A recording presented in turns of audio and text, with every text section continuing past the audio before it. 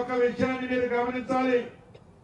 2-3 రోజుల క్రితం కేంద్ర ప్రభుత్వం ఏదైతే మాది డబుల్ ఇంజిన్ సర్కార్ అని గొప్పలు చెప్పుకునే కేంద్ర ప్రభుత్వం నీట్ అనే ఎగ్జామ్ ని ఏర్పాటు చేస్తే నీట్ కార్యక్రమం ద్వారా దేశవ్యాప్తంగా 23 లక్షల మంది విద్యార్థులు హాజరై ఎగ్జామ్ రాసిన తర్వాత ఏ డబుల్ ఇంజిన్ సర్కార్ అయితే ఉందో, ఏ డబుల్ ఇంజిన్ సర్కార్ ప్రభుత్వం ఉన్న రాష్ట్రాలైన రాజస్థాన్, మహారాష్ట్ర లాంటి రాష్ట్రాల్లోనే మన రాష్ట్రంలో ఆనాడు జరిగినట్లు పేపర్లు లీక్ చేసి సుమారు 43 గంటల ముందే ఆ నీటి పేపర్లు లీక్ చేసి ఆ డబుల్ ఇంజిన్ సర్కార్ ఉన్న ప్రభుత్వాల ప్రాంతాల్లోనే లీక్ చేయటం వల్ల దేశవ్యాప్తంగా 23 లక్షల విద్యార్థులు వారి భవిష్యత్తు,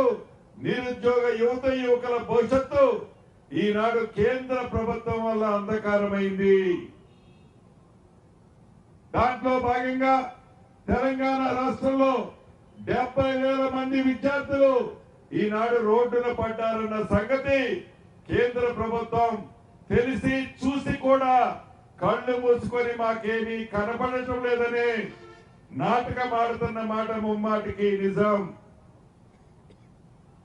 దీని మీద కేంద్ర ప్రభుత్వం ఇప్పటికీ సరిగా స్పందించడంలా ఈ ప్రభుత్వ పక్షాన, తెలంగాణ రాష్ట్ర ప్రజల పక్షాన, దేశంలో ఉండే నిరుద్యోగ యువకుల పక్షాన కేంద్ర ప్రభుత్వాన్ని ప్రశ్నిస్తున్నాం.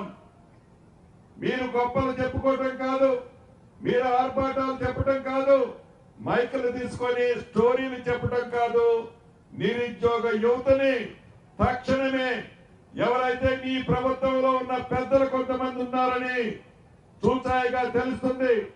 ఎంత పెద్దవాళ్ళున్నా అటువంటి వారి మీద తక్షణమే వారి మీద చర్యలు తీసుకోవాలని